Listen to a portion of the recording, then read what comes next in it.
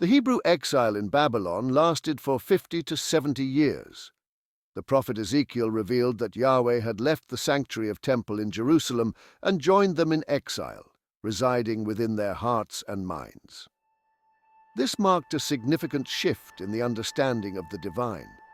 Despite lacking a temple, the Hebrews maintained their traditions and found solace in the scriptures.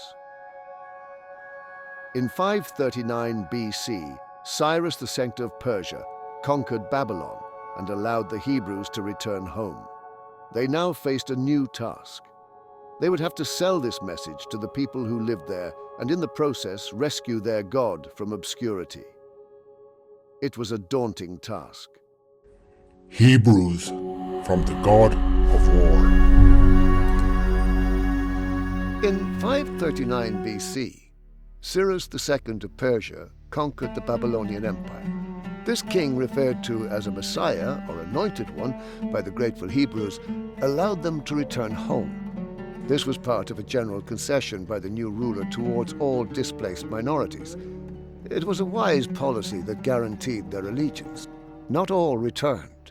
Many had settled and would remain in the region for centuries to come. But for the most devout, the lure of Jerusalem, the desire to be reunited with the old center of worship, was strong. Gradually, a trickle of exiles made its way back to Judea. Their behavior on returning suggested a new sense of purpose and a conviction that they were a special people. No longer would their God be one among rivals. He was the one and only. I am Yahweh, and there is no other. There is no God but me. Among the returnees tasked with implementing royal policy were two functionaries of the Persian crown. Nehemiah and Ezra would determine the character of the evolving religion.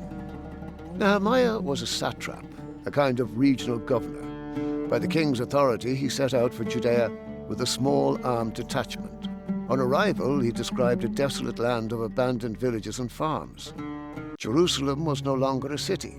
Instead, it had become a shabby town of impoverished inhabitants and derelict buildings. One of his first acts was to make a clandestine tour of its ruins by night, taking stock of the shattered walls and burned-out gates. There was a need for caution. Not everyone welcomed the returning exiles, or golah, as they were called. The next day, Nehemiah called together the priests and leaders of the Hebrews, some of whom were golah.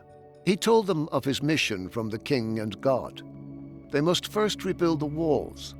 Otherwise, they could neither defend themselves nor become strong. Under his stewardship, volunteers began the work with a singular intensity. Each group was assigned to a specific section of the fortifications. Only those of pure Hebrew blood were permitted to partake in the labor. Ever fearful of attack, the workers carried weapons at their sides. While some labored, others stood guard, ready to counter any action by hostile locals. Neighboring satraps were alarmed at the construction and feared a new power to challenge their own. Three of them, Tobiah, an Ammonite, Geshem, an Arab, and Sanballat, a Horonite, openly confronted Nehemiah with threats. When that failed, they tried to discredit him by circulating rumors that he was committing treason against the crown. Nehemiah responded that he and his people were the servants of God, and they, the three antagonists, and their people had no claim to Jerusalem or any historic right to it. Despite the opposition and intimidation, Nehemiah completed the wall with gates and citadels in 52 days. He then began a strict procedure to purify their race, using genealogy to segregate the chosen people from Judea's other inhabitants. Those who could not authenticate their lineage were not permitted to partake in the religious ceremonies. Local Hebrews and golah, who had taken foreign wives, faced a choice: abandon their spouses and children or be excluded. This fear of foreign women and their pagan influence was nothing new. Jezebel, Delilah, and the alien wives of Solomon all received bad press. Moses was criticized for marrying a Cushite. Ammonites and Moabites were barred from the congregation. Warnings against marriage to daughters of a foreign god were revived. Nehemiah was foremost in opposition to mixed couples, cursed them and beat some of them and pulled out their hair. And I purified the priests of everything foreign. When not cursing, pulling hair, and purifying, he ensured the people brought their taxes and offerings to the temple, satisfying both God and king. He made them keep the Sabbath, and he defended the poor against exploitative lenders. In his work as a reformer and rebuilder, another famous returnee aided Nehemiah. Ezra was a scribe and priest, a teacher of the law, who sanctified the strategy of Nehemiah. He too was shocked at the state of the city, the apathy of its inhabitants, and their lack of piety. In despair, he tore his garments, cried aloud, and adopted the posture of a mourner. Like Nehemiah, he supported the policy of purifying the holy seed from the malignant influence of foreigners and their women. Pursuing that policy was his primary task. While the wall was a physical barrier between God's people and outsiders, the law and rituals marked the boundary between true believers and the Gentiles, non-believers. That barrier had been maintained in Babylon against foreigners to some degree, preserving the Hebrews as a separate people. Now Jerusalem imposed the same barrier. The golah had brought with them the scriptural scrolls compiled during the exile. These chronicles outlined their version of Hebrew history from creation to the deportation. This included sacred rituals and purification rites. Gathering the people together, Ezra recited these obligations to the astonished listeners. It seemed that much of what he read was new to them. They were clearly overwhelmed, for Ezra had to implore them not to weep.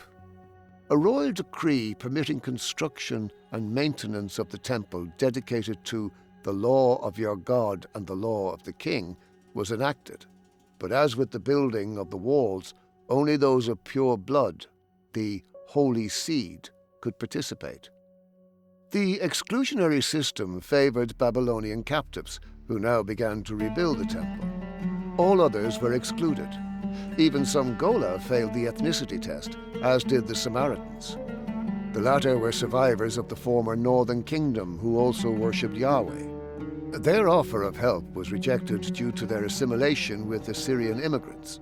The term Jew originated at this time to distinguish those of pure Judean ancestry from other Hebrews. The Second Temple, as it became known, secured two objectives of Persian policy: a grateful, compliant subject people and a center for collecting taxes. During the temple's construction, Ezra had been busy producing a list of those who mingled the holy race with the peoples around them by taking foreign wives, and he recorded this list for posterity. The process of determining the origin of every woman took 3 months. At the dedication of the temple, Ezra called another assembly of the Hebrews. As they huddled together in the teeming rain, he exposed the sinners, instructing them to abandon their non-Hebrew spouses or face the consequences. Men had to choose between love for their families or love for God. Failure to comply meant confiscation of property and expulsion from the community. Many took the divine option. Families were torn apart as tearful wives with children in tow were forced to leave compliant husbands. This rather pitiless act can be understood only in the context of a minority culture trying to preserve itself, a process that had served it well during exile. Ezra was not finished with lists. There were more. In addition to recording those engaged in mixed marriages, he made a list of golah and those who accompanied him. For posterity, Ezra also included transcripts from decrees of the Persian kings and relevant correspondence to lend official authenticity to their mission. For the work of a reformer is never done.